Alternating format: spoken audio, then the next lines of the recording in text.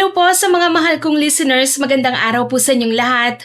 Nandito na naman po ulit kami, ang Johnny Tandem. Hi po sa inyo! At ako na naman po ulit ang inyong tagapagsalaysay, si Miss Winnie, at ito ang ating kwento. Babalik ka na naman ba dun sa basurahan, Halira? Opo, inay. Pero masyado pang maaga. Nay, mas marami daw kasing nakukuha kapag bagong tambak pa lang ang basura at maaga rin minsan ng ibang mga truck. Anak, kailangan mo ba talagang magtrabaho roon? Hindi mo alam kung gaano kahirap at kadelikado ang buhay sa tambakan na yon. Araw-araw kang maghahalongkat ng maruruming basura. Baka kung ano pang sakit ang makuha mo doon. Alam ko po yun, inay. Pero saan naman po tayo kukuha ng pera kung hindi ako maghahanap buhay? Ako na lang siguro ang magtatrabaho. Nay naman, hindi nyo na nga halos maitayo ang sarili nyo kapag inaatake kayo ng sakit eh. Tapos yung ubo nyo, mag-iisang taon na ho. Baka mas lalo pang lumalaho yan. Kaya ko pa naman, hindi naman ako laging inaatake ng ubo eh. At saka hindi ako sanay na ikaw ang nagtatrabaho para sa atin. Matanda na po ako, inay. Kaya ko na pong magtrabaho. At isa pa, ayoko ring araw-araw na lang tayong nanguhula kung anong sakit nyo.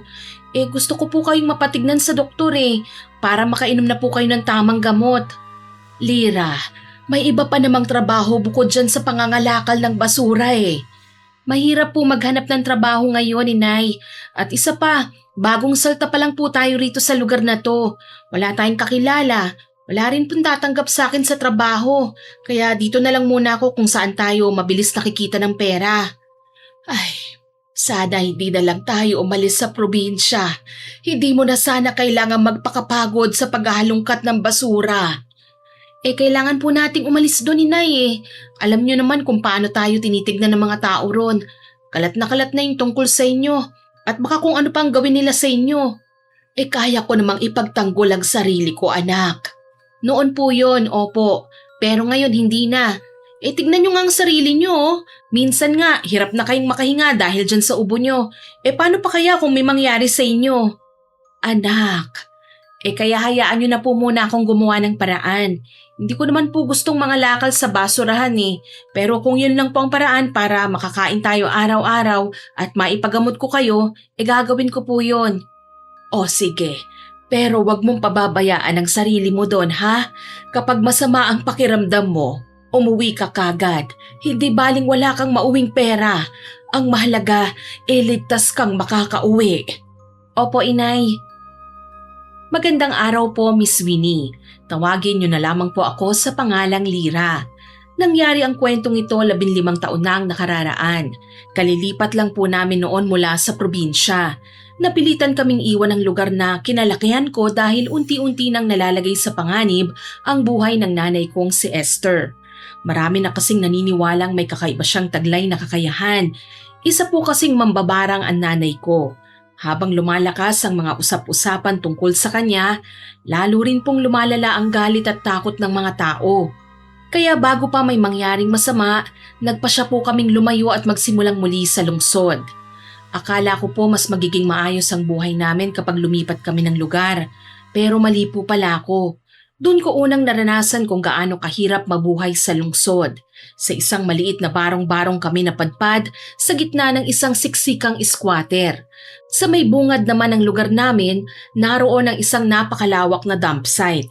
Mula umaga hanggang gabi, hindi nawawala ang mga truck na nagtatapon ng basura at ang daang-daang taong nag-aagawan sa mga pwedeng mapakinabangan. Noon ko lang nakita ang ganong klase ng lugar. Doon ko rin unti-unting naunawaan na iba pala ang buhay sa lungsod kesa probinsya. Sa probinsya, kahit kapos ka, may mapagkukunan ka pa rin ng pagkain. Pero sa lungsod, kapag wala kang pera, wala ka ring makakain. Kailangan mong kumita araw-araw dahil kung hindi, magugutom ka. Kaya katulad ng halos lahat ng nakatira sa lugar na yon, napilitan na rin akong makipagsapalaran sa tambakan ng basura, Miss Winnie. 2 linggo pa lang akong nangangalakal noon. Wala pa akong alam kung alin ang may halaga at alin ang wala. Madalas pa nga akong magkamali sa pagpili ng mga kinukuha ko Buti na lang at nakilala ko po si Vicky. Siya ang una kong naging kaibigan sa lugar na yon. Siya rin ang nagturo sa akin kung paano maging isang basurera at kung paano mabuhay sa mundong umiikot sa bundok ng basura. Oh, late yata ang dating ng truck ng basura ngayon ah. Kailangan ba talaga nating hintayin yung susunod na truck? Bakit hindi tayo lumapit doon sa dinala ng isang truck kanina? Galing lang kasi yon sa mga komunidad na halos kapos din sa buhay. Wala masyadong makukuha ron. Halos mga bulok na gulay, prutas at basang karton lang. Napakabaho pa. Kaya pala halos walang lumalapit. Oo, sayang lang ang pagod mo kung doon ka makikipag-unahan. Bakit? Yung truck ba na hinihintay natin, saan ba nanggaling yon? Galing yon sa mga malalaking subdivision. Mayayaman ang mga nakatira ron, kaya ang mga basura nila may halaga. Talaga? Hindi lang ba plastic at lata ang pwedeng makuha natin dito? Oo, Lira. Minsan nga, may mga gamit pang pwedeng pakinabangan at ibenta. May mga sirang electric fan, plancha, radyo. Minsan may cellphone pa nga eh. Kapag siniswerte ka, isang araw ka nang kikita. Kaya pala halos lahat ng tao rito parang naghihintay rin sa truck na yon. Siyempre, at kapag dumating ang truck na yon, siguradong magkakagulo na naman dito. Bakit hindi na lang tayo mangolekta ng mga lata at bote habang naghihintay? Kesa nakatunganga lang tayo rito. Nakita mo yung grupong nakaupo lang din dyan, ha? Oo, anong meron sa kanila? Naghihintay rin sila sa truck na yon. Kapag maganda ang tambak na dala, isang pasada lang mas malaki na ang kita kaysa buong araw kang mamulot ng lata at bote. Pero paano kung walang dumating na magandang tambak? Di wala, sayang ang oras ng paghihintay mo. Kaya para tong sugal hindi mo alam kung kikita ka ng malaki o uuwi ka ng halos walang dala. Kung ganon, tsamba-tsamba rin pala. Oo, minsan jackpot, minsan naman wala. Iba talaga kapag matagal na sa tambakan ang dami ng alam. Siyempre dito na ako lumaki kaya kabisado ko ng kalakaran dito. Ang dami ko pa talagang kailangan matutunan Ay, matututunan mo rin yan. Basta matuto kang tumingin at huwag kang matataranta kapag dumating ng truck, ha? Parang kinakabahan tuloy ako Dito sa tambakan, hindi pwedeng mahina ang loob. Kailangan marunong kang makipag-unahan, makipagkumpetensya at dumiskarte. Kasi hindi naghihintay rito ang pagkakataon. Kapag nag-alinlangan ka, may ibang kukuha nun at maaagawan ka. Hindi pa naman ako sanay makipag-agawan. Hindi rin naman ako noon. Pero kapag gutom na at may pamilyang umaasa sa'yo, matututo ka ring lumaban. Sana lang talaga malaking maiuwi ko ngayon, Sana nga. Pero tandaan mo, Lira, hindi lang basura ang dapat mong bantayan dito. Bakit? Meron pa ba? Marami rin nanggugulang dito sa dump site. Kung ang iba nakikipag-unahan para sa basura, sila naman naghihintay lang ng pagkakataong makalamang sa kapwa. Ano? Paano nila ginagawa yun? Iba-iba ang paraan nila. Ang iba, sasabihin nilang wala namang halagang napulot mo para mabili nila ng mura. Ang iba naman, magpapanggap na tutulungan kang ibenta, pero sila pala ang kukuha ng malaking kita.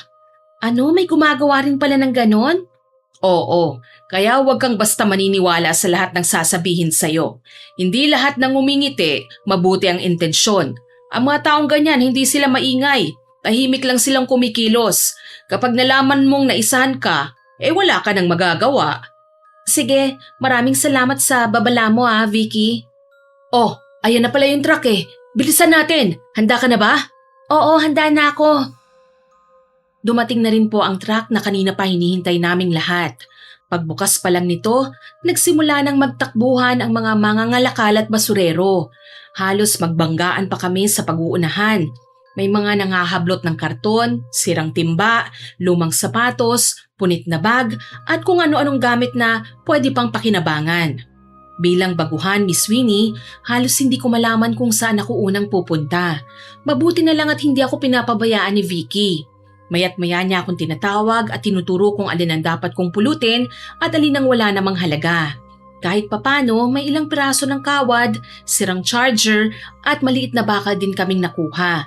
Pero habang abala ang halos lahat sa pag-uunahan, may isang lalaki ang nakakuha ng pansin ko. May dala rin siyang sako, pero hindi siya nakikipagsiksikan sa karamihan. Tahimik lang siyang nakatayo sa gilid at pinagmamasdan ng mga basurero. Paminsan-minsan ay yumuyuko siya para pulutin ang kung anong mapansin niya, tsaka muling magmamasid. Para bang hindi niya kailangan makipag-unahan para may mapala. Parang ang dami nating nakuha ngayon. Oo nga, malaki kaya ang halaga nito? Oo, malaki-laki na to. May pang-ulam na tayo nito. Naku, ayos na ayos to. Vicky, may tanong lang ako. Ano yon? Napansin mo ba yung lalaking nakaasul na t-shirt? Sino siya? Si Roger ba? Bakit? Anong meron sa kanya? Napansin ko kasi kanina habang naguunahan tayong lahat sa basura, parang hindi naman siya nakikipagsabayan. Tahimik lang siya sa gilid, tapos parang alam na alam niya na kung anong pupulutin. Ganun talaga yon. Bakit? Mas magaling ba siya sa inyo? Oo, mas magaling yan. Pero wag na wag kang lalapit dyan Ha? Bakit naman? Isa yan sa mga nanggugulang dito. Hindi na niya kailangan pang makipag-unahan. Mas malaki ang napapala niya kapag kapwa basurero ang nadidiskartehan niya. Anong ibig mong sabihin doon? Kapag may baguhan o bata na may nakapulot ng mahalagang bagay, lalapitan niya kagad. Kukumbinsi niyang wala naman yung halaga para mabili niya ng sobrang mura. Kapag nalaman ng may-ari ang totoong presyo nun, naibenta niya na at wala na siyang magagawa. Ganun ba? Kaya marami nang naloko yan Lalo na yung mga bagong salta rito na hindi pa marunong kumilala ng mga basura. Kaya pala parang hindi siya nagmamadali. Hindi naman niya kailangan magmadali Mas malaki pa nga minsan ang kinikita niya sa panggugulang kesa sa maghapong panghahalungkat ng basura. Pagkatapos po noon, Miss Winnie, nagtungo na kami sa bilihan ng mga kalakal. Habang isa-isang tinitimbang ang mga dala ng mga basurero, tahimik lang akong nagmamasid.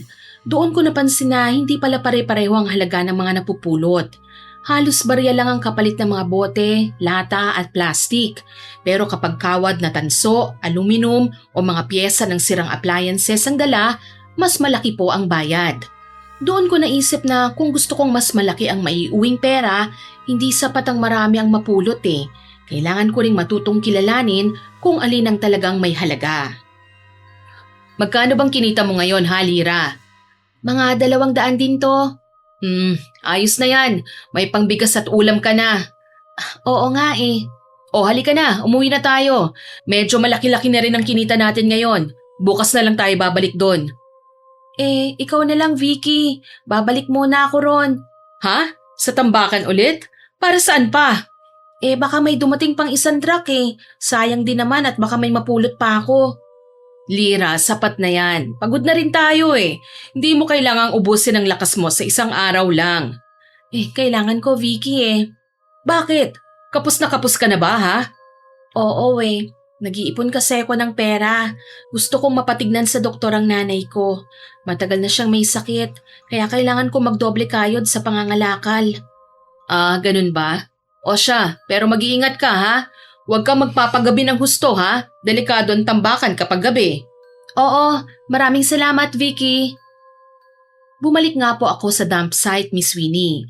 May dala-dala akong sako at patuloy na naghahanap ng mga kalakal na pwedeng maibenta. Paminsan-minsan may napupulot akong bote, lata at ilang pirasong plastik pero alam kong hindi ganon kalaki ang kikitain ko sa mga yon. Kaya habang wala pang dumarating na panibagong truck, naglibot ako sa paligid. Umaasang may makikita pang mas mahalagang mapupulot. Maya-maya may isang batang basurero ang nakakuha ng pansin ko. May bitbit siyang makapal na kawad ng kuryente. Lumapit sa kanya si Roger at may kung anong ipinaliwanag. Hindi nagtagal, pumayag po ang bata na ipagpalit ang kawad kapalit ng isang sako ng bote at lata. Napangiti ang bata habang pasa ng sako. Pero napakunot ang noo ko. Naalala ko ang mga nakita ko kanina sa junk shop Isa ang kawad na tanso sa pinakamataas ang halaga. Alam kong luging-lugi ang bata sa naging palitan nila. Habang papalayo ang bata, napansin ko ang ngiti sa labi ni Roger. Ngiting para bang alam niyang muli na naman siyang nagtagumpay sa panlalamang sa isang inosenteng bata. Hindi nagtagal napansin kong napatingin din siya sa akin. Sandali kaming nagkatitigan. Para bang nabasa niya sa mukha ko na alam ko ang ginawa niya. Agad akong umiwas ng tingin at nagkunwari na lang na abala ko sa pamumulot ng mga basura. Akala ko hindi niya na ako papansinin. Ngunit maya-maya lang narinig ko ang mga yabag na papalapit sa akin. Pag-angat ko ng ulo, nakatayo na siya sa harapan ko. Bago ka lang ba rito? Oo. Galing kang probinsya, tama? Oo. Bakit? Kaya pala. Napansin ko kanina na parang nakatingin ka lang sa akin eh. Bakit? Wala naman. Siguro, interesado ka lang sa mga ginagawa ko, no? Hindi naman. Hindi, siguro, konti. Baguhan ka nga talaga. Ba't mo naman nasabi yun? Kasi lahat ng baguhan, ganyan ang tingin sa akin. Akala nila may sikreto ako. At meron ba? Siguro, hindi natin alam. Napansin ko lang kasi kanina na hindi ka nakikipag-unahan nang dumating yung truck eh. Bakit pa ako makikipag-agawan kung alam ko naman ang hinahanap ko? Anong ibig mong sabihin? Kapag alam mo ang tunay na halaga ng isang bagay, hindi mo na kailangan ubusin ang lakas mo sa pagpulot ng kung ano-ano. Ang sabi ng kaibigan kong si Vicky, kailangan daw makipag-unahan dito eh. Totoo naman yun. Pero ang karamihan kasi rito, basta may makita, pupulutin ka agad. Hindi na nila iniisip kung magkano ba talaga ang halaga nun. Kaya pala kanina eh. Kaya pala ano, Wala. mukhang marami ka pang gustong itanong Wala naman. O sige, dito na ako at ibebenta ko pa tong mga napulot ko eh. Mukha naman pong mabait si Roger, Miss Winnie. Magaan siyang kausap at palangiti. Pero habang nakikinig ako sa kanya, hindi mawala sa isip ko ang nakita ko kanina eh. Naaalala ko ang batang pumayag na ipagpalit ang kawad ng tanso kapalit ng isang sako ng mga bote at lata. Kung totoo ngang alam ni Roger ang tunay na halaga ng kable, alam din niyang luging-lugi ang bata. Doon ko naramdaman na sa likod ng magaan niyang pakikitungo, may kakaiba sa lalaking yon. Kinabukasan muli akong nagpunta sa tambakan. Pero pagdating ko pa lang, napansin kong iba po ang paligid. May mga taong nagkukumpulan, may mga sumisigaw, at may dalawang lalaking halos magsuntukan sa gitna ng tambakan. Ang ibang basurero naman, nakikiusyoso lang habang ang iba naman pilit silang inaawat. Hindi ko alam kung ano po ang nangyari, pero halatang matindi ang pinagmula ng gulo. Uy, Vicky, anong nangyayari? Si Eric at Lito, nag-aaway. Bakit daw? Pareho kasi nilang inaangkin yung isang sirang microwave eh. Ewan ko ba dyan sa kanila? Sino ba talaga ang nauna doon? Yun nga ang pinag-aawayan nila. Pareho nilang pinipilit na sila ang unang nakakita. Ang liit lang ng dahilan para umabot pa sa ganyan. Oy, hindi maliit yan, Lira ha. Mataas ang halaga niyan. Dito sa dump site, pera ang usapan. Minsan pati magkakaibigan nagkakasiraan. Akala ko nag-aagawan lang ng basura dito. Hindi ko akalaing umaabot pala sa ganyang away. Hindi naman lagi, pero may mga nagsusulsul kasi, kaya mabilis uminit ang ulo ng mga tao. Ha? Nagsusulsol? Tignan mo nga yun Nandun si Roger Habang abala yung dalawa sa pag-aaway, tignan mo kung anong ginagawa niya. Parang may kinukutkot siya. Hindi lang basta kinukutkot yung microwave na pinag-aagawan ng dalawa, kinakalas na niya ang mga mahalagang pyesa. Ha? Hindi man lang napansin ng dalawa? Syempre hindi. Abala sila sa sigawan eh. Si Roger kaya ang dahilan kung bakit nag-away sila? Hindi ko alam, pero matagal ko nang kilala yung si Roger. Ganyan ang diskarte niya eh. Magbubulong sa isa, tapos bubulong din dun sa kabila. Kapag nagkainitan na, siya na ang unang makikinabang. Ibang klase rin pala siya, no? Kaya sinasabi ko sa'yo, Lira, kapag nakita mong lumalapit si Roger, mag-isip ka muna. Hindi lahat ng ngiti niya ni totoo. Pero kahapon nakausap ko siya. Oh, talaga? Naloko niya kasi yung bata eh. Tapos napansin niyang nakatingin ako sa kanya. Maya-maya nilapitan niya ako at kinausap. Oh, anong sinabi niya? Wala naman. Nagtanong lang kung bago raw ba ako rito, kung taga-probinsya ba ako. Ganun lang naman. Diyan nagsisimula yan eh. Ha? Hindi ka naman niya kakausapin kung wala siyang mapapala.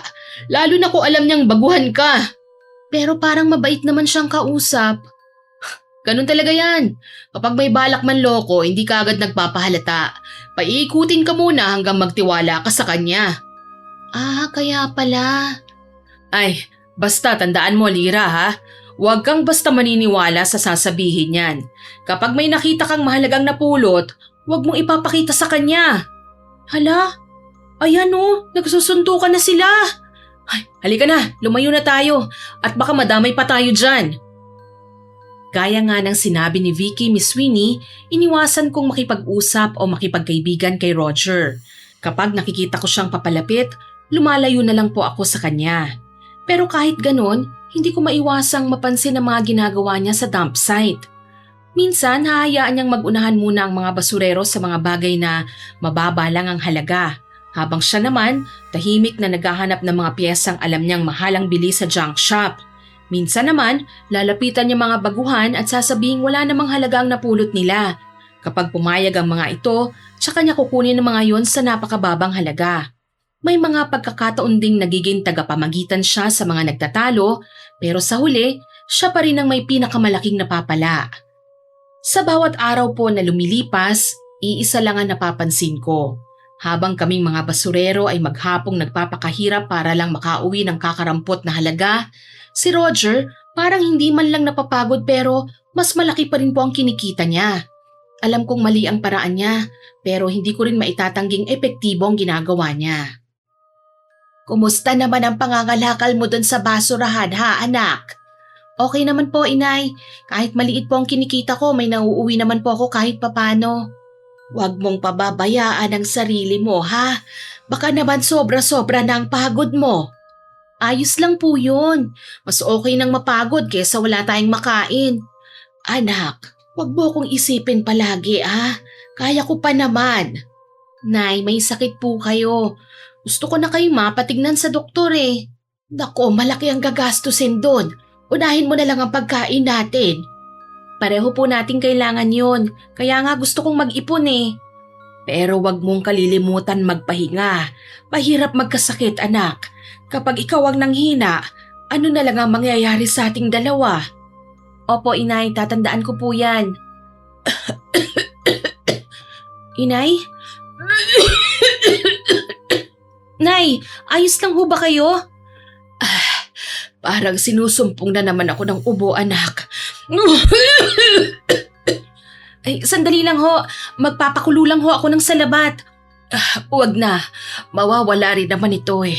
At saka parang hindi naman na umiepekto ang salabat eh. Inay, baka kailangan mo na ulit yung... Hindi pa pwede. Pero baka makatulong po sa sakit niyo yon. Sa tuwing ginagawa ko yon, mas lalo lang akong nangihina. Pero nahihirapan na rin ho akong makita kayong ganyan eh. Ay, hayaan mo na. Ay mga bagay talaga na may kapalit. At baka ito na nga yun. Matagal ko na itong tinanggap. Inay naman, kahit ginagawa niyo yung mga bagay na yun noon, hindi naman po kayo masamang tao eh. Pero kahit anong panggagamot ko sa sarili ko, hindi na tumatalab eh. Baka karma ko na ito. Kaya nga po gusto kitang maipagamot sa doktor eh. Baka sakaling may paraan pa po. Ay, sana nga. Sana may paraan pa nga. Malaki ang naging problema ko kung paano ko mapapatignan sa doktor ang nanay ko, Miss Winnie. Halos wala po kaming ipon at ang kinikita ko bilang basurera, sapat lang po para may makain kami araw-araw.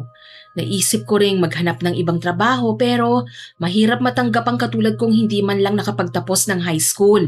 Kaya wala akong ibang nagawa kundi pagbutihin ang pangangalakal ng basura. Kahit gaano kahirap, nagpasya akong mag-ipon. Isinumpa ko sa sarili kong hindi ako titigil hanggat hindi ko na ipapagamot ang nanay ko.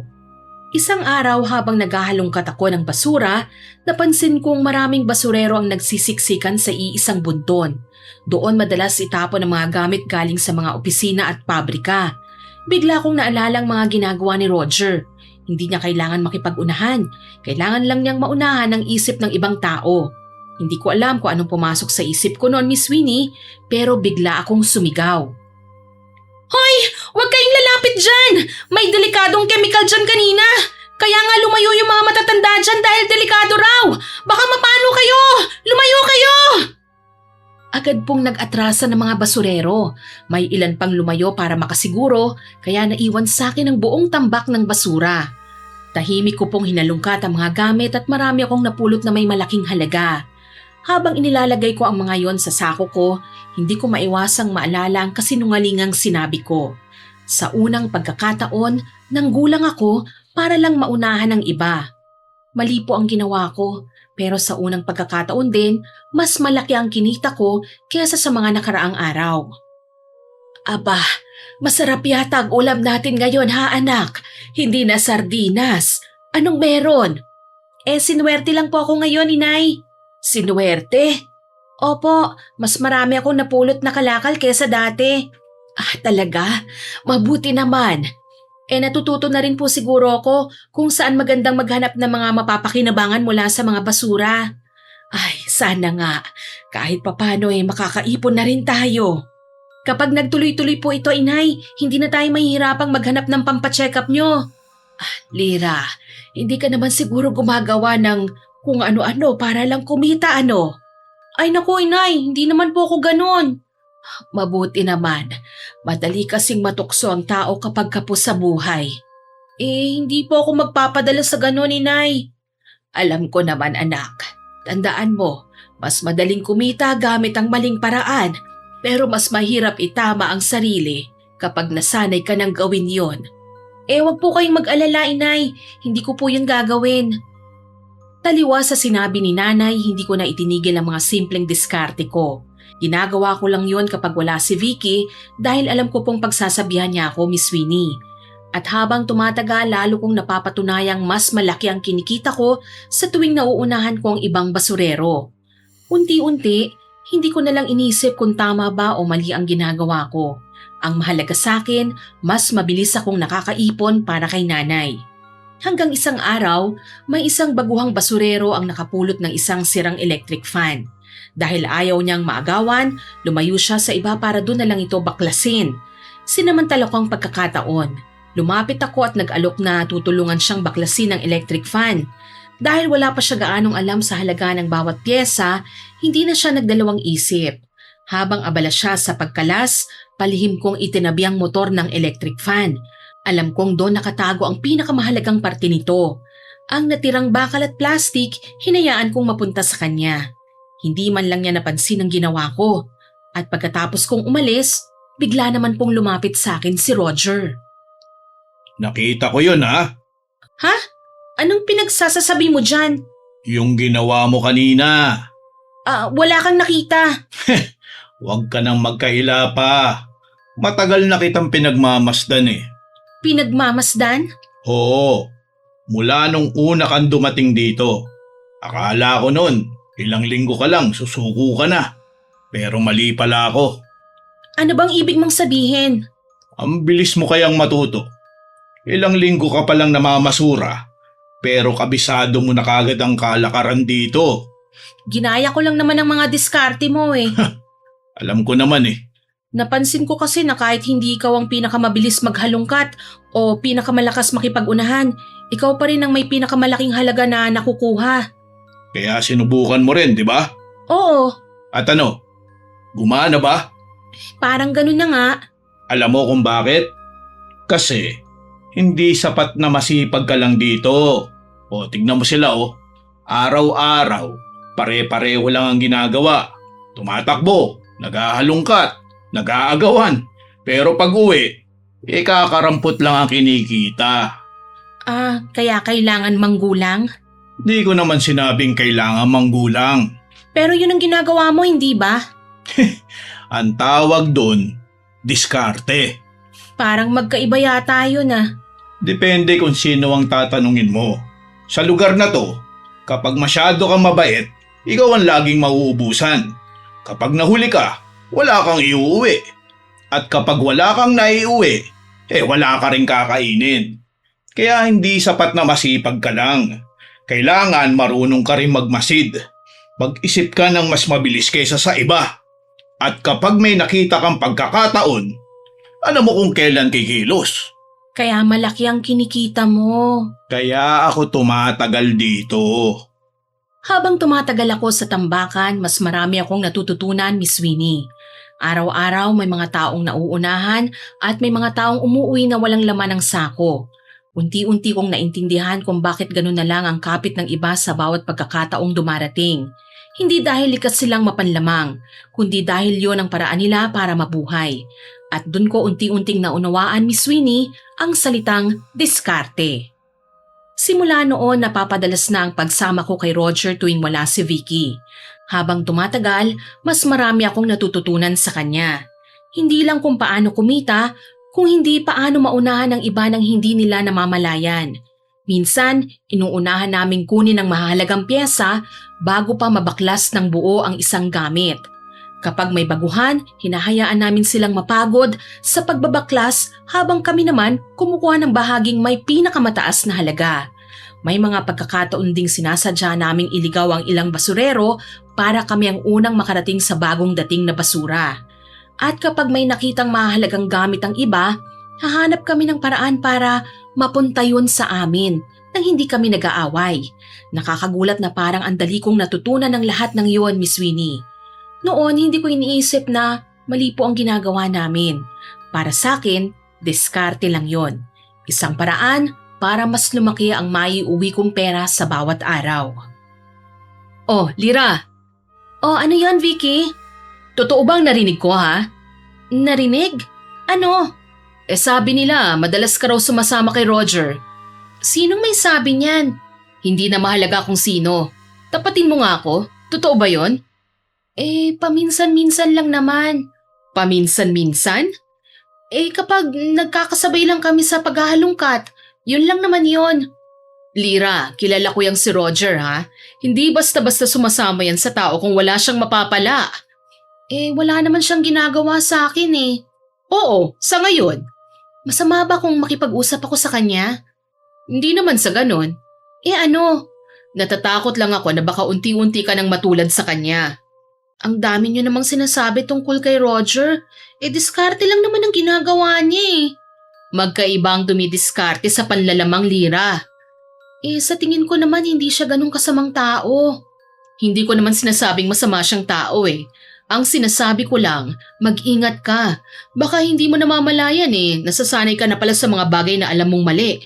Ayoko lang dumating ang araw na hindi na kita makilala pa.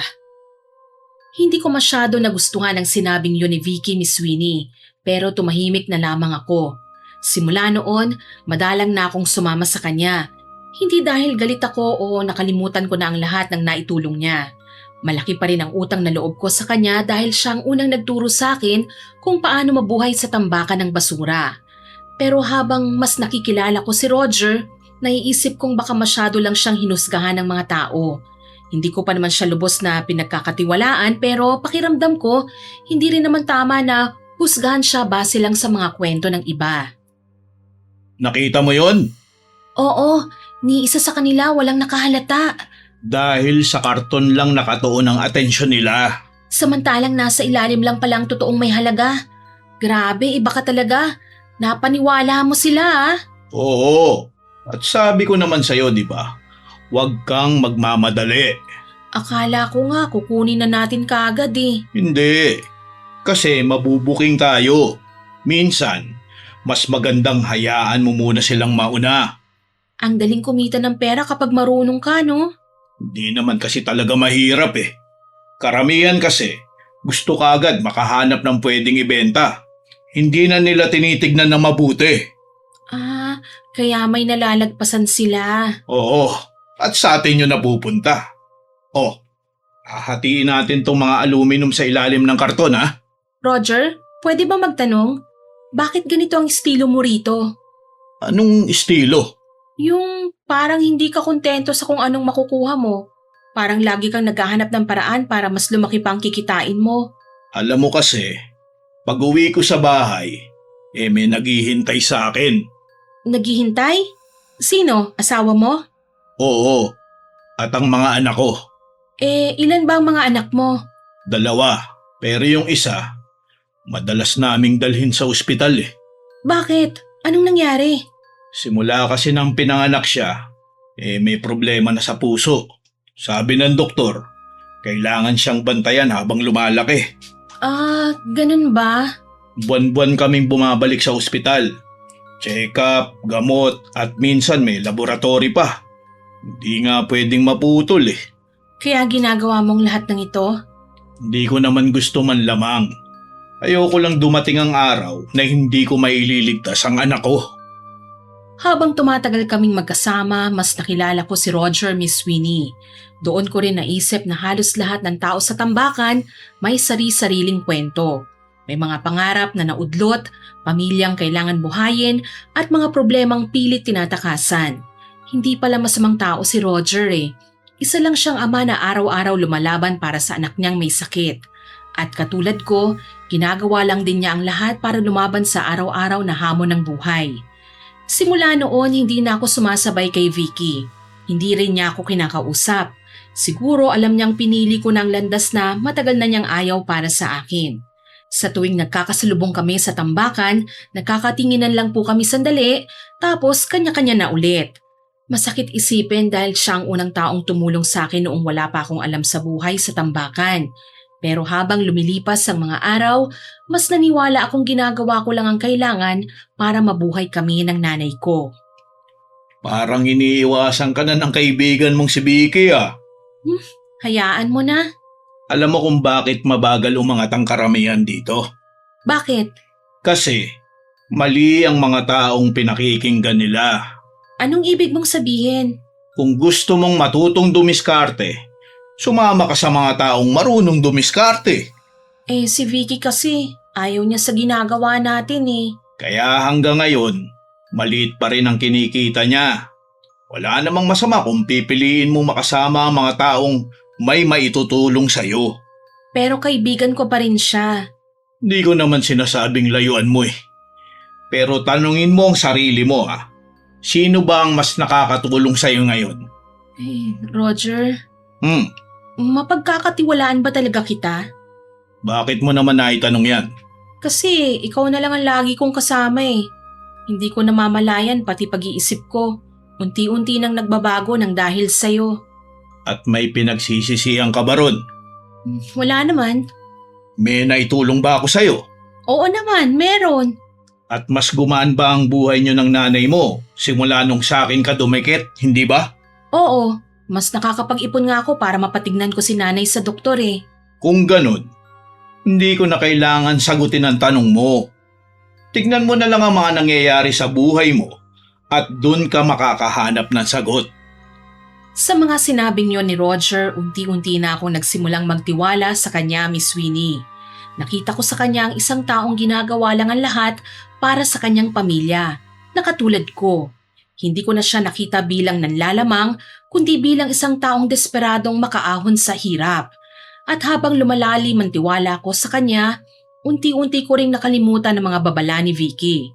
Pero darating pala ang isang araw na pagsisisihan ko ang pagtitiwala ko sa kanya. Isang umaga, habang naghahalungkat ako ng mga bagong tambak na basura, may isang damit na agad nakakuha ng pansin ko. Isa itong mamahaling silk dress na kumikinang kahit natatakpan na ng alikabok.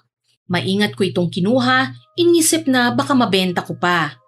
Habang kinakapa ko ang tela, may naramdaman po akong matigas na isa sa mga bulsa nito. Nang silipin ko, isang gintong singsing ang nakita ko. May mga maliliit pa itong batong kumikinang na nakapalibot sa disenyo nito. Lira, ano yung napulot mo? Roger, tignan mo oh, isang singsing. Sing-sing? Patingin nga ako. Heto,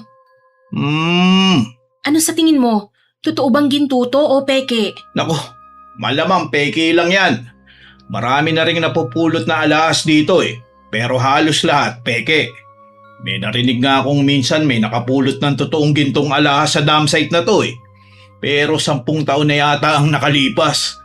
Simula nun, hindi na naulit. Malamang peke rin to. Pero Oh, bakit? may kabigatan tong singsing na nakuha mo ha. Ha? Anong ibig mong sabihin? Karaniwan kasi, magagaan yung peke. At saka parang hindi yata natutuklap yung kulay. At parang may mga maliliit ding diamante ah. Ibig sabihin nun? Wala pa akong sinasabing totoo to ah. Pero may nakita na kasi kung ganito dati. Ano, totoo ba? Pero hindi sa tambakan. Doon sa pawn shop. May halaga kaya tong singsing? Totoo kayang gintuto? Hindi ko masabi. Pero kung ako sa'yo, ipatignan natin na makasiguro tayo. Saan naman? May kakilala akong bumibili ng alahas. Marunong yun tumingin kung peke o tunay. At kung sakaling tunay nga yan, baka ito na ang pinakamahalagang bagay na napulot mo sa tambakang ito. Talaga? E di puntahan na natin ngayon. Wala pa siya sa kanila. Bukas pa raw yan uuwi. May pinuntahan daw sa probinsya. Kung ganon, bukas na lang natin puntahan. Oo. Itago mo muna yung singsing. At dapat ikaw lang ang makakaalam niyan ha. At wag na wag mo munang ipapakita yan kahit kanino rito. Ako masyadong delikado. Oo, Roger, tama. Sige. Hindi natin alam kung may halaga ba talaga yan. Pero kung sakaling totoo, baka may magtangkang nakawin yan sa'yo. Oo, sige. Itatago ko muna. Sige bukas, sasamahan kita sa kaibigan ko. Maingat kong isinilid sa bulsa ko ang singsing. Hindi na namin pa muling pinag-usapan yun ni Roger. Pareho kaming naging maingat dahil baka may ibang makaalam at magka-interes pa dito. Sa panahong yon wala akong ibang lubos na pinagkakatiwalaan sa tambakan kundi si Roger.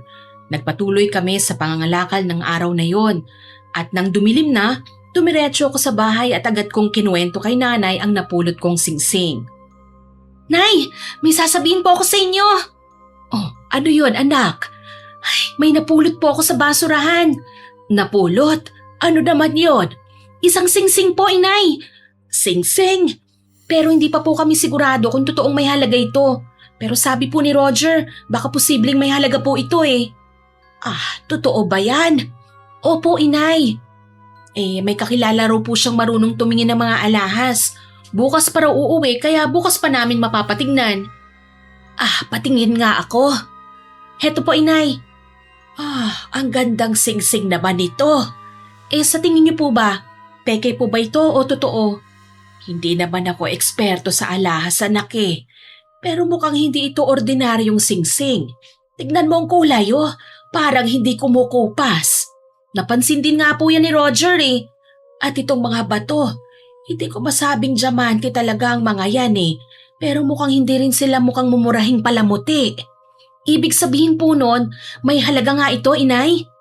Posible, pero wag na muna tayong umasa. Mas mabuti pa rin ipatignan ito sa taong marunong talaga. Bukas po, inay, sasamahan ako ni Roger dun sa kakilala niya. Sige, ingatan mo muna yan ngayong gabi. Kasi sikat pa lang ng araw at maaga na akong nagpunta sa bahay nila Roger, Miss Winnie. Dala ko po ang singsing. Hindi ko alam kung basura lang ba talaga ang napulot ko o baka yun ang pagkakataong matagal ko nang hinihintay para makaahon kami ni inay sa kahirapan. Uy! Ang aga mo yata, Lira.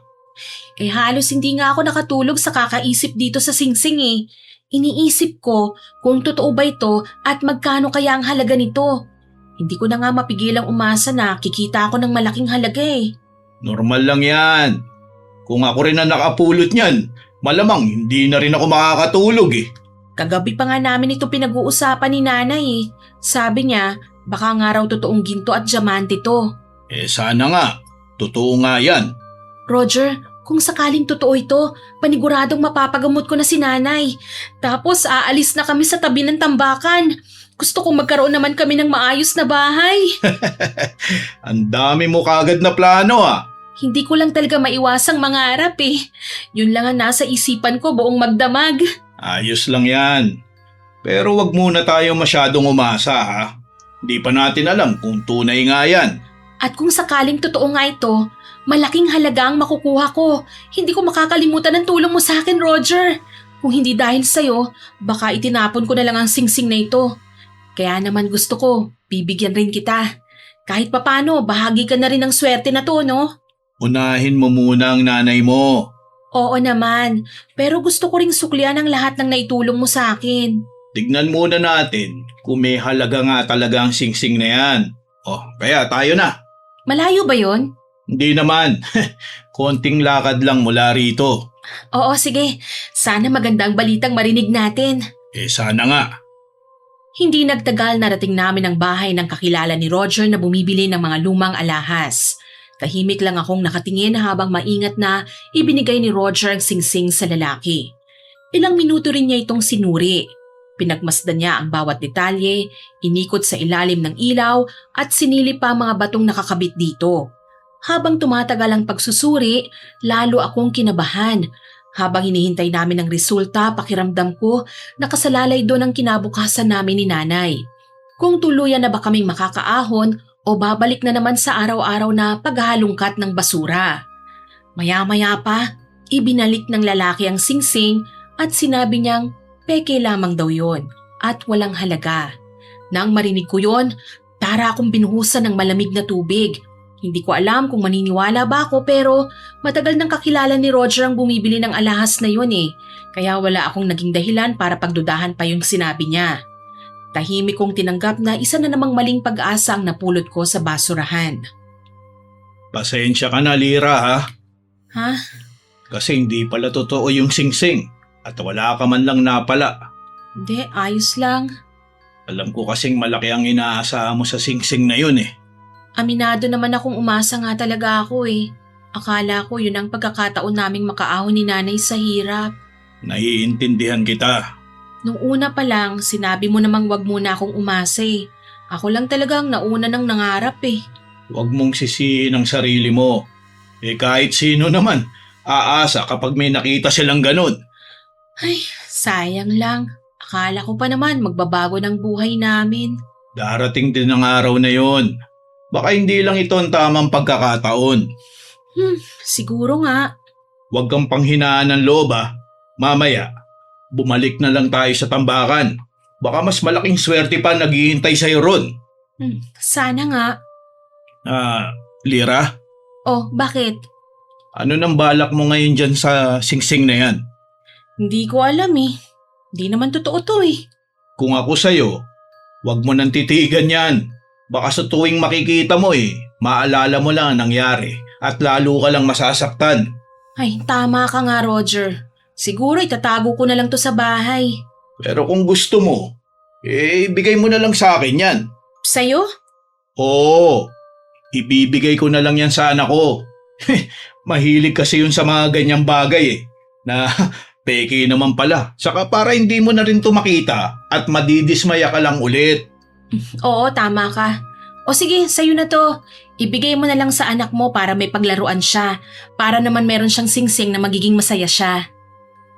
Ibinigay ko kay Roger ang singsing, Miss Winnie. Wala na rin naman daw yung halaga, kaya wala na rin namang saysay na itago ko pa at pasasalamat ko na lang din yun sa kanya dahil sinamahan niya akong ipatingin yun sa kakilala niya. Pagkatapos nun, tahimik akong naglakad pa uwi. Pakiramdam ko sa bawat hakbang ko, unti-unti ring nawawala ang pag-asang nabuo sa isip ko mula nang mapulot ko ang singsing na yon. Nagpatuloy akong nangalakal sa tambakan. Ginagawa ko pa rin ang lahat ng mga natutunan ko kay Roger, umaasang kahit papano, mas marami akong maiuuwing mapagkakakitaan. Unti-unti ko ring tinanggap na wala na talagang halaga ang singsing na napulot ko. Iniisip ko na lang na isa yun sa mga maling pag-aasang minsang dumaan sa buhay ko. Pero habang lumilipas ang mga araw, may isang bagay akong napansin. Hindi ko na nakikita si Roger sa dump site. Akala ko nung una, may iba lang siyang pinagkakaabalahan. Pero habang tumatagal, lalo kong napansing hindi na siya bumabalik sa tambakan. Oh, mag-isa ka lang yata ngayon, Lira. Oo nga eh. Kumusta ka naman? Heto, kumakayod pa rin. Mabuti naman, kahit papano mukhang sanay ka na rito eh. Wala naman akong magagawa eh. Kailangan kong kumayod. Totoo yon. Mas nagiging mahirap ang buhay ngayon eh. Ikaw, kumusta ka na Vicky? Matagal na tayong hindi nag-uusap pa. Heto, ganito pa rin naman ako. At saka hindi na rin ako lumalapit sa'yo kasi parang nag-iba ka na eh. Nag-iba? Paano naman ako nag-iba? Sa tingin mo, hindi ba? Marami lang siguro ako natutunan dito, Vicky. Hindi naman ako nagbago. Sadyang natuto lang ako kung paano makaraos sa dump site na to. Siguro nga. Ay, teka, siya nga pala. Alam mo na ba kung nasan si Roger? Oh, bakit? May alam ka ba? Wala na raw kasi sila sa inuupahan nilang bahay. Ha? Lumipat na raw sila ng pamilya niya. Nung nakaraang linggo pa. Lumipat na sila? Oo. Hindi man lang niya nabanggit sa akin yun ah. Kung ganon, hindi mo talaga alam? Akala ko ba malapit kayo sa isa't isa? Hindi Wala naman siyang nabanggit sa akin. Nagtaka na lang ako nang hindi ko siya nakita rito. Ayon sa mga naririnig kong usapan dito sa atin, may nagsasabing baka nakapulot daw si Roger ng mamahaling bagay sa basura. Mamahaling bagay? Oo, baka raw alahas na may ginto o mamahaling bato. Pero usap-usapan lang naman yon. Hindi ko alam kung totoo ba. Totoo ba yan? Ang sabi rin ng iba, may nakakita raw sa kanila na nakatira na ngayon sa isang magandang apartment. Apartment? Oo. Hindi naman daw sobrang laki nun pero maayos naman daw. Malayo sa dati nilang inuupahan. Kaya marami ang nagtataka eh. Bigla na lang daw silang nakaahon mula rito sa tambakan. Sa sinabing yun ni Vicky, kinabahan ako, Miss Winnie. Hindi ko alam kung bakit pero biglang pumasok sa isip ko ang singsing na iniwan ko kay Roger. Pilit kong inaalis ang hinalang yon dahil ayokong isipin na kaya niya akong lokohin. Ilang buwan din kaming magkasama sa dump site eh. Tinuruan niya ako ng mga diskarte at tinulungan niya akong kumita ng mas malaki. Mahirap paniwalaan na magagawa niya sa akin ng ganung bagay. Pero habang iniisip ko ang mga sinabi ni Vicky, lalo akong hindi mapalagay. Kung wala siyang itinatago, bakit bigla na lang siyang umalis? Bakit hindi man lang siya nagpaalam? At bakit parang biglang nagbago ang buhay nila? Habang tumatagal, mas lumalakas ang kaba sa dibdib ko. Pakiramdam ko, may katotohanang pilit kong iniiwasang harapin. Vicky, kinakabahan ako. Oh, bakit Lira? Ang totoo kasi niyan eh, may napulot akong singsing dito sa tambakan. Singsing? Oo, dinala namin ni Roger sa kakilala niya para ipatingin. Pero ang sabi niya, peke lang daw yun, kaya binigay ko na lang yun kay Roger. Ano? Huwag mong sabihing naisahan ka ni Roger. Hindi ko alam, hindi ako sigurado eh. Lira, sinabi ko naman sa'yo noon na mag-iingat ka sa kanya eh. Akala ko kasi iba siya eh, at baka sinisiraan mo lang siya. Hindi ko naman sinabi yun sa'yo para siraan lang siya eh. May mga narinig na kasi akong kwento tungkol sa mga ginagawa niya. Pasensya ka na, Vicky. Huwag kang humingi sa akin ng pasensya. Ang importante ngayon, malaman natin kung ano talagang nangyari. Naiinis ako. Paano kung naisahan nga niya ako? Naiintindihan kita, pero wag muna tayong maghinala ah. Hindi rin naman tama na husga natin kagad siya dahil lang sa mga narinig natin. Pero hindi rin ako mapapanatag hanggat hindi ko nalalaman ng totoo, Vicky. Oo, kaya aalamin natin ang katotohanan. Kapag napatunayang wala siyang kasalanan, edi mabuti.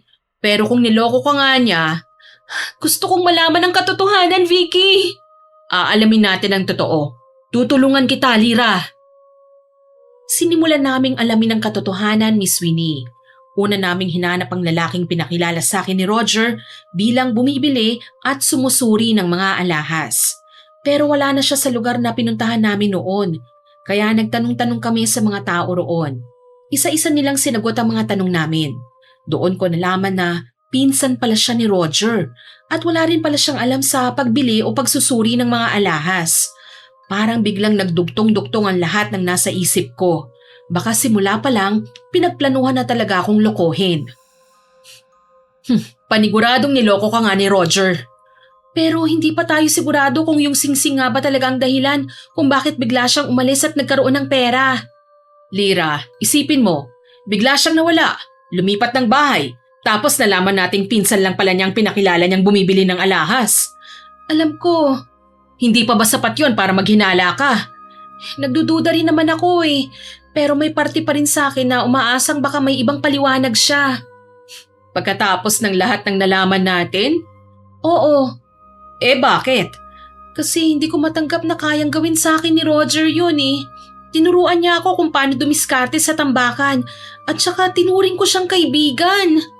Minsan, ang mga taong pinakamadaling pagkatiwalaan, sila pa ang pinakamadaling manloko. Ayoko muna siyang husgahan nang wala akong naririnig mula mismo sa kanya. Kung ganon, haharapin mo siya. Oo, Vicky. Gusto kong marinig ang sasabihin niya. Kung niloko niya nga ako, gusto kong marinig yan mula sa kanya. At kung hindi siya umamin? Basta kailangan ko siyang makausap. Hanggat hindi ko siya nakakaharap, hindi ako matatahimik. O sige, puntahan na natin siya. Nagsimula kaming alamin kung saan lumipat si Roger. Hindi kami tumigil sa pagtanong hanggang sa tuluyan naming natunto ng bago niyang tinitirhan. Nang makarating na nga kami ron, napahinto ako. Isa pala itong maayos at magarang apartment. Malinis ang paligid, matibay ang gate at halatang hindi basta-basta ang upa sa lugar na yon. Napaisip ako kung paano niya nakuha ang ganong klaseng apartment. Pero kahit ganon ang nakita ko, may bahagi pa rin sa puso kong ayaw maniwala. Pilit kong kinukumbinsi ang sarili ko na baka may iba lang talagang dahilan kung bakit bigla siyang umasenso. Baka may trabaho siyang nakuha, baka may tumulong sa kanya. Kumakapit pa rin ako sa pag-asang hindi niya ako kayang lokohin. Huminga ako ng malalim bago namin pinindot ang doorbell sa may gate. Ilang segundo ang lumipas, bumukas ang pintuan ng apartment. Sumilip si Roger. Nang magtagpo ang aming mga mata, kitang-kita ko ang gulat sa kanyang muka. Ngunit sa halip na lapitan kami o buksan ang gate, mabilis siyang umatras at agad na isinara ang pintuan. Paulit-ulit kaming nag-doorbell. Tinawag ko ang pangalan niya ng ilang beses. Pero hindi na siya muling lumabas pa, Miss Winnie. Sa bawat segundong lumilipas, unti-unti ring nawawala ang natitira kong pag-asang inosente nga siya. Sa nangyaring yon, parang unti-unti nang ibinubulong sa akin ang katotohanang matagal kong pinilit na itinatanggi. Roger! Buksan mo to! Humarap ka sa akin! Walang yaka! Niloko mo nga ako! Lira, tama na. Parang wala siyang balak lumabas pa sa bahay niya. Sa akin dapat ang perang yan! Ako ang nakapulot ng singsing na yon! Narinig ka na niya. Roger! Alam kong nakikinig ka! Harapin mo ako! Lira! Isoli mo ang singsing, hayop ka! Lira, tama na. Umalis na tayo. Ayaw ka na niyang harapin. Hindi ko matatanggap, Vicky. Naiintindihan ko. Hindi ko akalain kaya niya akong lokohin ng ganon-ganon lang. Bakit niya ginawa sa akin to? Halika na, Lira. Wala na tayong mapapala rito. Hindi pa rito ito magtatapos. Hahanapin ko ang hustisyang nararapat para sa ginawa niya. Hindi pa rin ako mapakali, Miss Winnie. Mula sa apartment ni Roger, dumiretso kami sa dati niyang inuupahan. Tahimik lang na nakasunod sa akin si Vicky. Halos hindi ko na mapigilan ang galit at pagkadismaya ko. Pagdating namin, hindi na ako nagdalawang isip pa. Agad akong pumasok at dumiretso sa dating silid ni Roger. May ilan pa pala siyang naiwang gamit doon. Isa-isa kong binuksan ang mga lumang kahon at hinalughog ang bawat sulok ng silid. Hindi ko na alam kung ano mismo ang hinahanap ko eh. Ang alam ko lang, kailangan kong may maiuwi mula sa silid na yon. Lira, ano bang ginagawa mo? Tayo na at baka masita tayo ng may-ari. Hindi, Vicky. Pabayaan mo muna ako. Ano ba kasi ang hinahanap mo dyan eh? Hindi ko nga rin alam eh. Basta, may makita akong gamit niya. Lira, halos lahat ng gamit ditong naiwan na lang eh. Wala naman tayong mapapala. Hindi pwedeng dito na lang ito magtatapos. Lira, may hinahanap nga ako. Hindi ko lang maipaliwanag pero kailangan kong makita yon. Kung may makakita sa atin dito, baka mapagkamalan pa tayong magnanakaw. Sandali na lang, Vicky. Konti na lang. Ay, sige. Pero bilisan mo, ha? Habang naghahalongkat ako ng mga naiwan niyang gamit, may isang litrato akong napansin, Miss Winnie. Kinuha ko ito at pinagmasdan. Larawan niyo ng pamilya ni Roger, kasamang asawa at dalawa niyang anak. Napatitig ako sa isa niyang anak. Payat na payat ito at halatang may iniindang karamdaman. Saglit akong natigilan.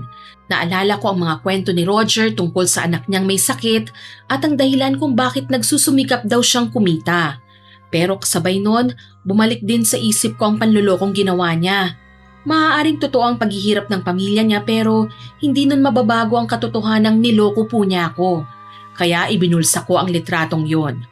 Sakto namang dumating na ang may-ari ng bahay.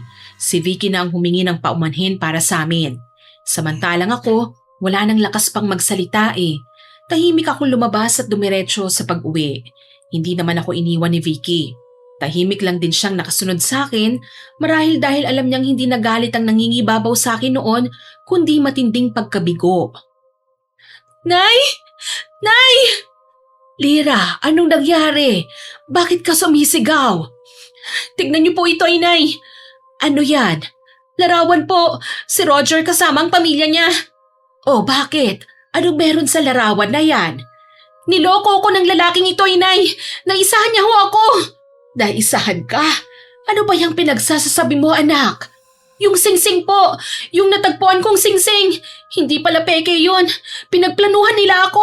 Pati yung nagpanggap na bumibili ng alahas, pinsan lang pala niya yun. Diyos ko! Imbis na maipagamot ko na sana kayo, inay. Sana hindi na tayo naghihirap ngayon. Sana nakatira na tayo sa maayos na bahay at hindi na kayo nagtitiis sa sakit nyo.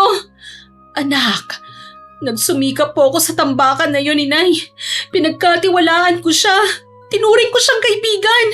Tapos ganito lang palang gagawin niya sa akin.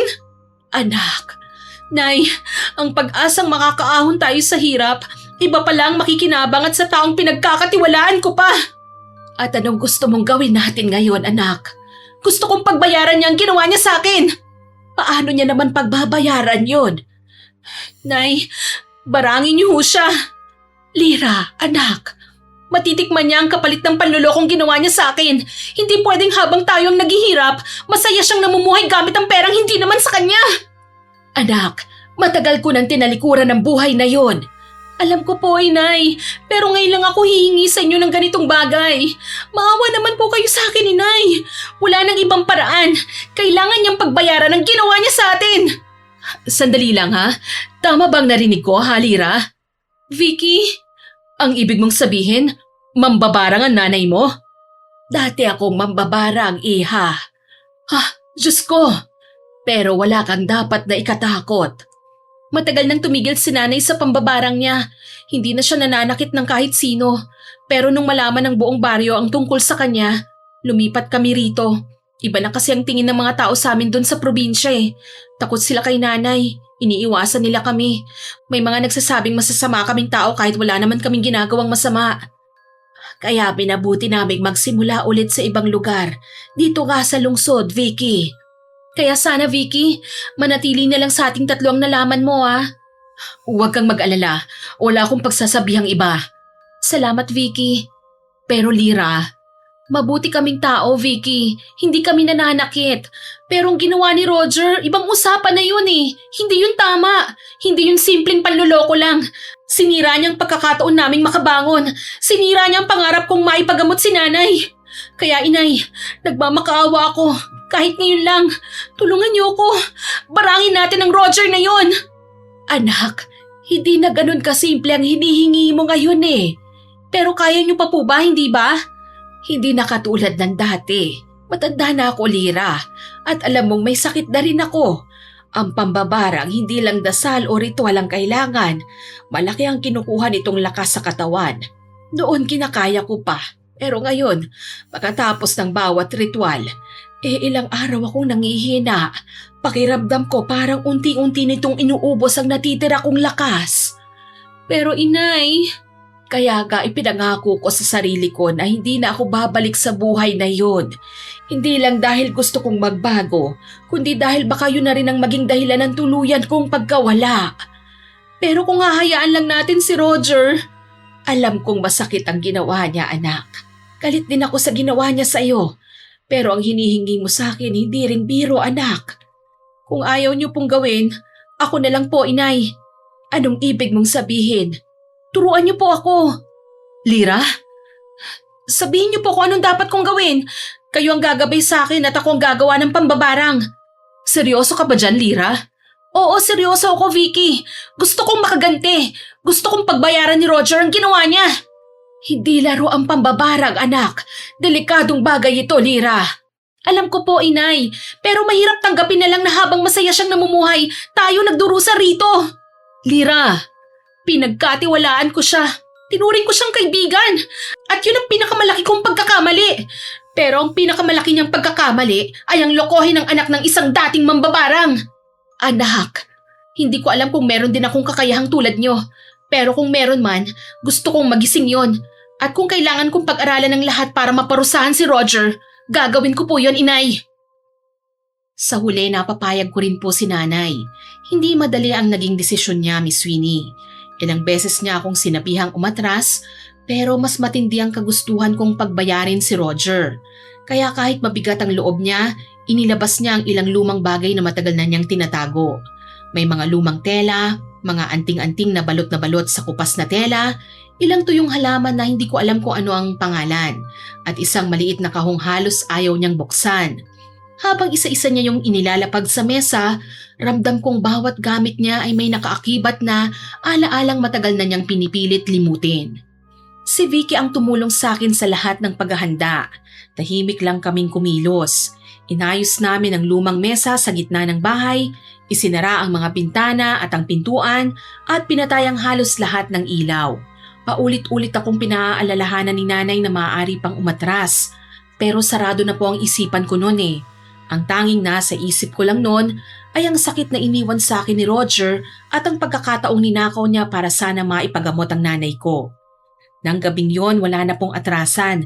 Handa na ang lahat para sa ritual. Tatanungin kita anak, sa huling pagkakataon Lira, sigurado ka na ba rito? Sigurado na po ako inay. Lira, natatakot ako. Wala kang dapat ikatakot Vicky. Mula sa lumang larawan ng pamilya ni Roger na nakuha ko sa dati niyang inuupahang bahay, maingat kong ginupit ang mukha niya. Pagkatapos, inilagay ko yon sa loob ng lumang garapon na puno ng mga itim na salagubang na hinanap ko pa kanina sa labas ng aming bahay. Tahimik lang kaming tatlo. Nakaupo si nanay sa tabi ko habang maingat niya akong ginagabayan.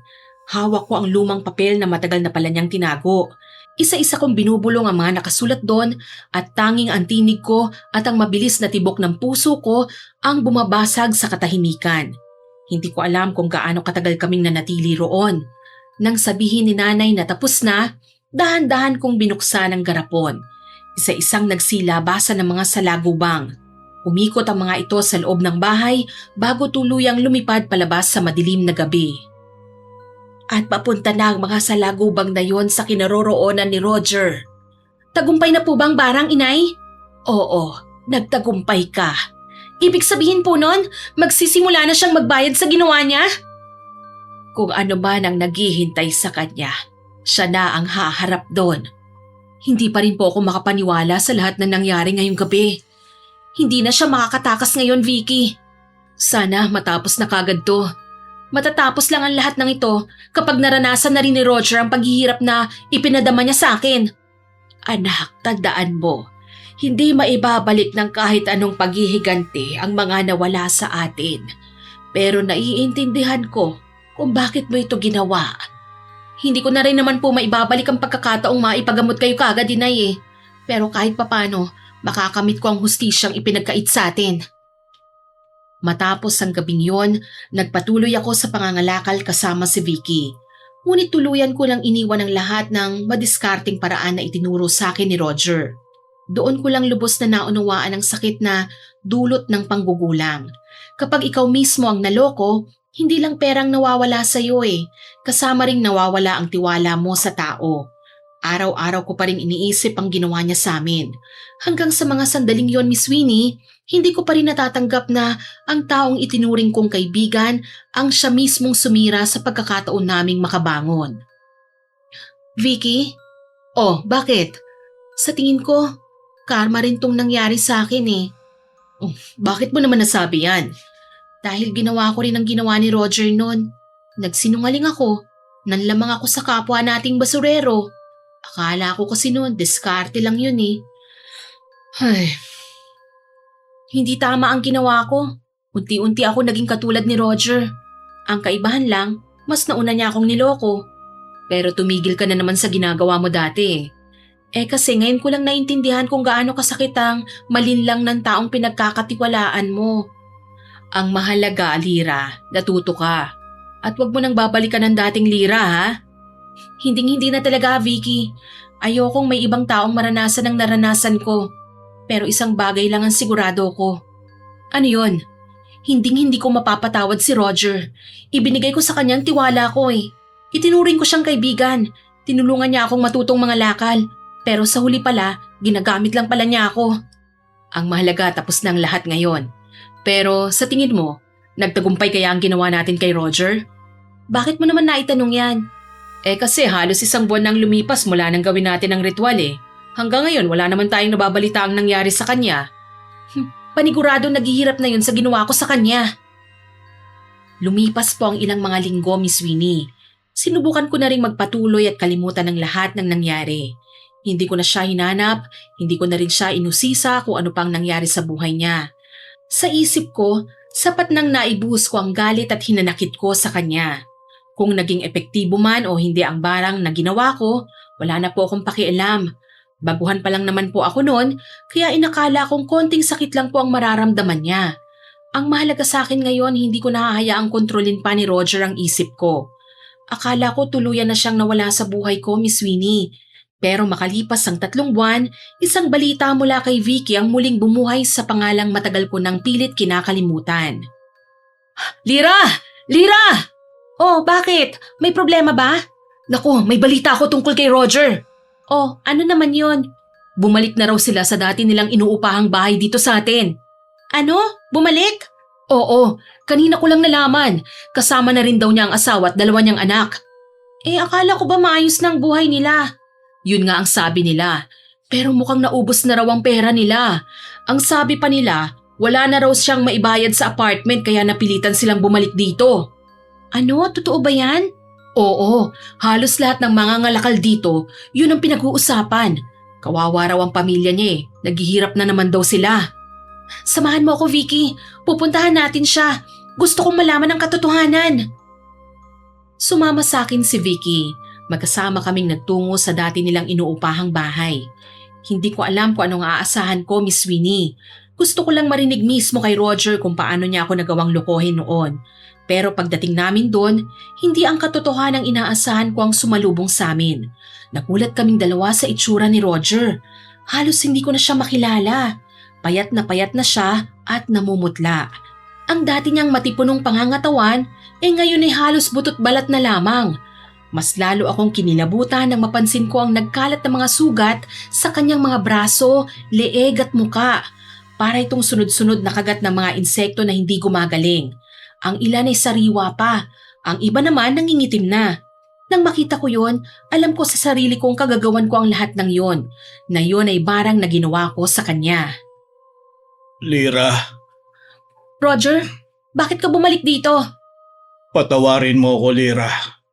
Pinagsisisihan ko lahat ng ginawa ko. Lalong-lalo na ang panloloko ko sa'yo. Bakit mo ginawa yon, Roger? Ang totoo niyan, nung una ko palang makita ang singsing, alam kong hindi yun basta-bastang singsing lang. Ibig sabihin, alam mo na kagad na may halaga yon? Tama ka, Lira. Kaya niloko mo ko. Hindi ko na napigilan ang sarili ko Ang nasa isip ko nun, yun na ang pagkakataon naming makaahon sa hirap. May sakit ang anak ko. Wala kaming pera at wala na akong ibang nakita kundi ang singsing na yun. Kaya ako ang pinuntirya mo. Kinausap ko ang pinsan ko. Pinakiusapan ko siyang magpanggap na bumibili at tumitingin ng alahas. Sinabi ko sa kanya na sabihin sa'yo na peki yung singsing. Para kusa akong ibigay yun sa'yo, ganun ba? Oo, tama ka. Ang kapal ng mukha mo! Nang maiwan na sa akin ang singsing, dinala ko kagad sa isang pawn shop at tama nga ang kutob ko. Totoong diamante at totoong ginto nga yun. Halos hindi ako makapaniwala nang sabihin sa akin ang halaga. Magkano ba ang halaga ng singsing na yon? Humigit kumulang sa 300,000 piso ang halagang nakuha ko. Kaya nakaahon kayo sa kahirapan ng sandaling yon. Oo, nakalipat kami sa maayos na apartment. Naipagamot ko ang anak ko. Nakabili kami ng mga bagay na noon ay pangarap lang namin. At samantalang kami ng nanay ko. Alam ko. Kaya habang tumatagal, lalo akong kinakain ng konsensya. Konsensya? Nagpapatawa ka ba? Meron ka ba nun?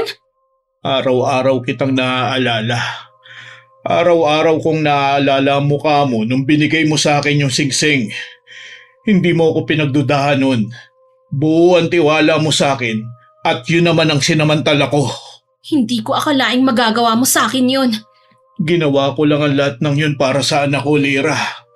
Para sa pamilya ko. Alam mo may sakit siya. Buwan-buwan kaming nasa ospital. Buwan-buwan din ang gamot niya. Nung nakita ko ang singsing, ang una kong naisip, yun na ang pagkakataon naming makaahon sa kahirapan. Pero, yun pala ang pinakamalaki kong pagkakamali. Anong ibig mong sabihin? Akala ko, kapag nakuha ko ang pera, matatapos na ang paghihirap namin. Pero kabaliktaran ang nangyari. Wala pang 2 buwan, Ubus na ang lahat ng perang nakuha ko sa singsing. Ano? Paano nangyari yon? Bigla na lang akong nagkasakit. Hindi malaman ng mga doktor kung ano ang sakit ko. Pabalik-balik kami sa ospital. Laboratory test, check-up, at kung ano-anong mamahaling gamot. Doon naubos ang lahat ng pera na kinita ko mula sa singsing. At habang ginagamot ako, patuloy rin ang pagpapagamot sa anak ko. 2 na kaming may iniindang sakit. Hindi na namin kinaya mga gastusin. Kaya ba bumalik kayo rito? Oo, wala na kaming pambayad sa apartment. Napilitan kaming bumalik sa tambakan at magsimulang muli. Alam mo ba, Lira, hanggang ngayon, pakiramdam ko, isinumpa ako ng singsing na yon. Ang akala kong mag-aahon sa pamilya ko sa kahirapan, yung pala ang tuluyang magpapalubog sa amin. Kung pwede ko lang ibalik ang panahon, hindi ko na sana ginawa ang panlolokong yun sa'yo. Patawarin mo ko, Lira. Kahit alam kong wala na akong karapatang humingi ng kapatawaran. Matapos sabihin yun ni Roger, dahan-dahang bumukas ang pinto ng kanilang bahay. Lumabas ang asawa niya habang karga ang kanilang anak. Napayuko ako nang makita ko ang kalagayan ng bata. Payat na rin siya, maputla at halos wala ng lakas, Miss Winnie. Tahimik lang siyang nakasandal sa balikat ng kanyang ina. Hindi ko alam kung anong dapat kong maramdaman, Miss Winnie. Galit pa rin ako kay Roger pero sa sandaling yon, ang nakita ko ay isang pamilyang muli na namang nilamon ng kahirapan. Sa mga sandaling yon, wala na akong nasabi pa. Tahimik lang kaming nagkatinginan ni Vicky bago kami tuluyang tumalikod at umalis doon. Oh, anong gagawin mo ngayon, Lira? Wala akong gagawin. Hahayaan mo na lang na ganun ang lagay ni Roger? Dapat lang niyang pagbayaran ng mga kasalanang ginawa niya, no? Nung una, hindi ko rin gusto si Roger. Galit din ako sa ginawa niya sa'yo. Pero nung makita ko siya kanina, hindi ko mapigilang maawa eh. Naaawa ka? Oo, hindi lang sa kanya, kundi pati sa pamilya niya. Hindi ba yun naman ang pinili niyang landas? Siguro. Pero habang iniisip kong lahat, parang napapaisip din ako na baka hindi talaga masamang tao si Roger. Baka naging desperado lang siya. Desperado? Hindi ba tayong lahat naman dito sa tambakan desperado? Desperadong may makain, desperadong maipagamot ang may mga sakit sa pamilya, desperadong mabuhay ng maayos at komportable. Araw-araw tayong naghahalungkat ng basura dahil umaasa tayong may mapupulot na pwedeng ipagbili. Isang araw na walang makuha, isang araw ding walang kita, isang araw na walang laman ng tiyan. Hindi ko ipinagtatanggol ang ginawa ni Roger Mali naman ang ginawa niya talaga Niloko ka niya. Pero baka biktima lang din siya. Baka biktima lang tayong lahat ng kahirapan. At baka biktima lang din tayo ng lipunang hinahayaan tayong mamili sa pagitan ng tama at mga maling gawain para mabuhay ang pamilya natin. Vicky, hindi ko alam, Lira. Pero hindi ko maiwasang isipin na kung hindi tayo ipinanganak na mahirap, baka wala ni isa sa atin ang napilitang gawin ng mga bagay na pinagsisisihan natin ngayon. Buong gabing umiikot sa isip ko ang mga sinabi ni Vicky, Miss Winnie. Pilit kong inaalala ang mukha ni Roger, ang nangingitim niyang mga sugat, ang mahina niyang boses, at ang payat niyang anak na wala namang kasalanan. Galit pa rin po ako sa kanya at hindi ko pa rin po makalimutan ang panlolokong ginawa niya sa akin. Pero habang paulit-ulit kong naaalala ang kalagayan nila, unti-unti ring pumapasok sa isip ko ang isang tanong. Sapat na ba ang lahat ng pagdurusang yon bilang kabayaran sa kasalanan niya? Lumipas ang mga araw, madalas kong makita si Roger sa dump site na muli na namang namamasura. Halatang nangihina na po siya.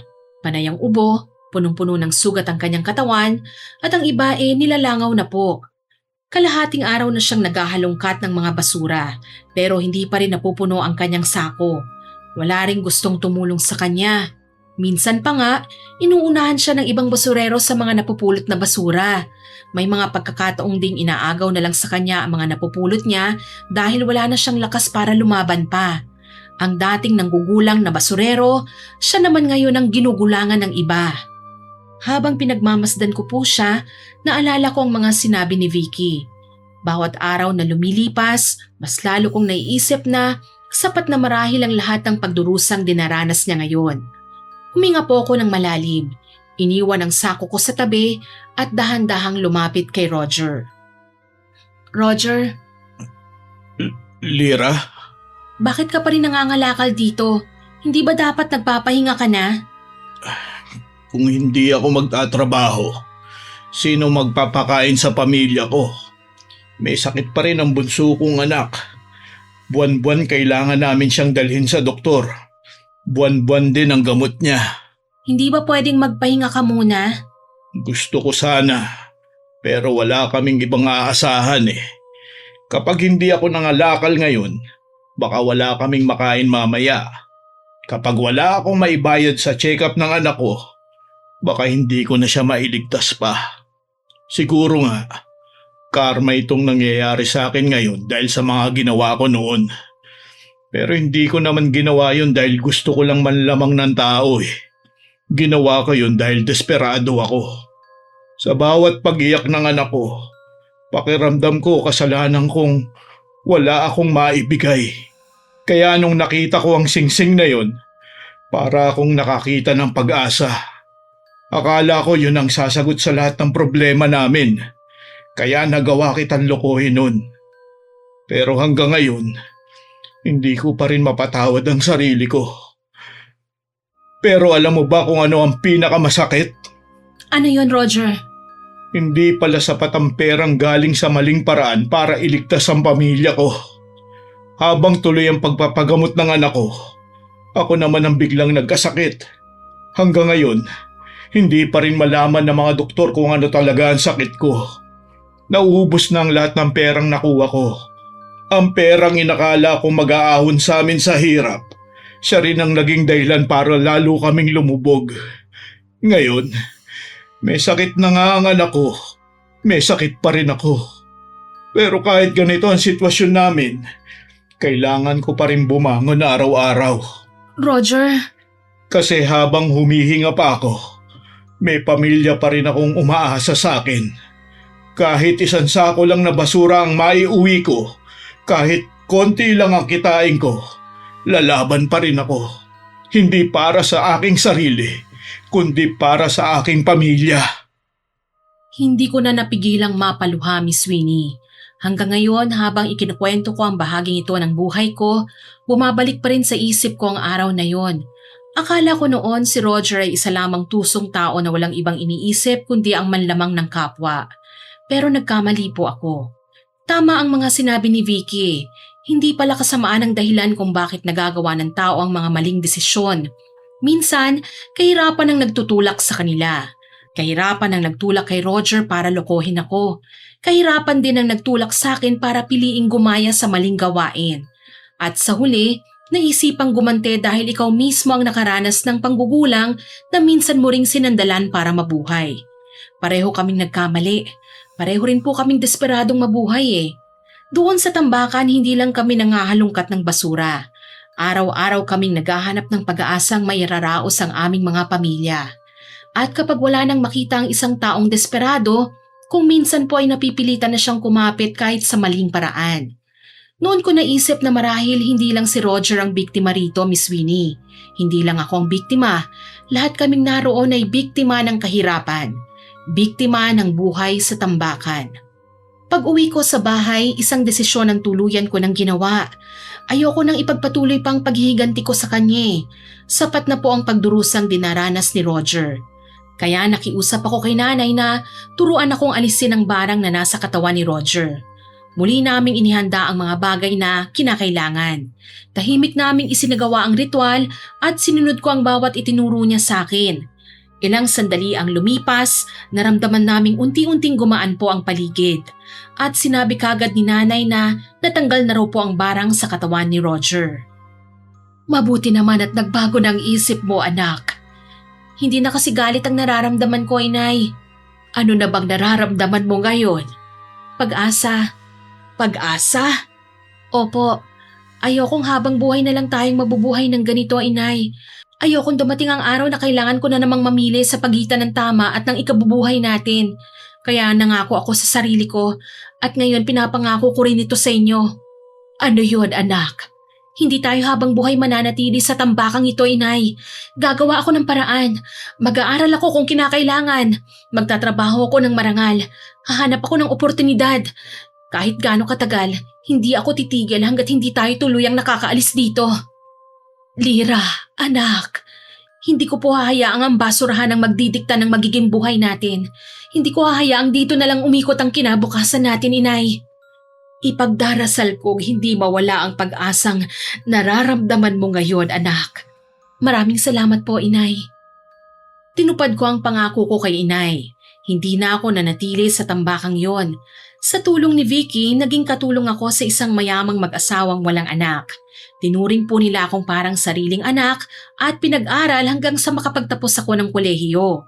Tinulungan din nila akong maipagamot si nanay. Pero huli na po ang lahat eh. Stage 4 cancer na po pala ang sakit ng nanay ko. Ilang buwan lang ang lumipas, tuluyan na siyang nagpahinga. Masakit mang isipin na hindi niya naabutang makita ang lahat ng pinapangarap namin, hindi pa rin po ako sumuko. Nagpatuloy ako sa buhay, nagsumikap, nagtayo ng sariling negosyo at unti-unting naabot ang mga pangakong minsan ko lang sinabi sa kanya sa maliit naming bahay sa tabi ng tambakan ng basura. Isang araw, bumalik ako sa tambakan para kumustahin si Roger. Pero nalaman kong matagal na po pala siyang pumanaw. May sarili na rin pong pamilya ang kanyang mga anak, ngunit naroon pa rin sila at patuloy na nangangalakal ng basura. Habang pinagmamasdan ko ang lugar, bumalik sa akin ang lahat ng pinagdaanan ko roon. Doon ko naisip na gusto kong matulungan ang mga taong hanggang ngayon ay hindi pa rin makaalis sa buhay na yon. Kaya sa tulong po ng aking mga kaibigan at mga kapwa ko negosyante, nagtayo po kami ng isang NGO na nagbibigay ng kabuhayan at mga opportunities sa mga pamilyang nakatira doon. Hindi ko na po mababago pang nakaraan, Miss Winnie eh.